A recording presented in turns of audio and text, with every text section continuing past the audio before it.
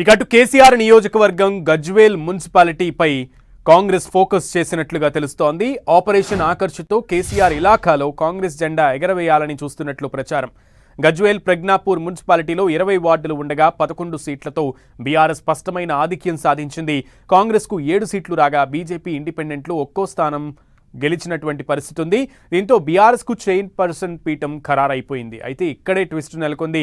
Chairperson పదవి బీఆర్ఎస్లో చిచ్చుపెట్టింది. ఇదే అవకాశాన్ని కాంగ్రెస్ తనకు అనుకూలంగా మార్చుకునే పనిలో పడింది.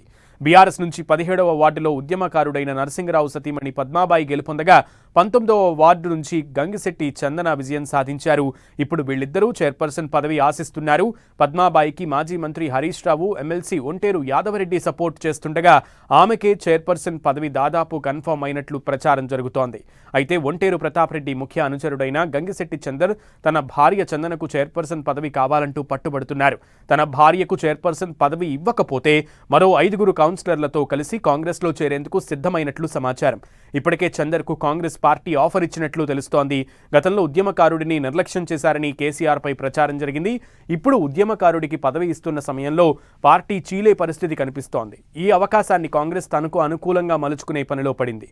బీఆర్ఎస్ను చీల్చి కేసీఆర్ ఇలాఖాలో కాంగ్రెస్ జెండా ఎగరేయాలని కసరత్తులు చేస్తోంది అధికారహస్తం పార్టీ.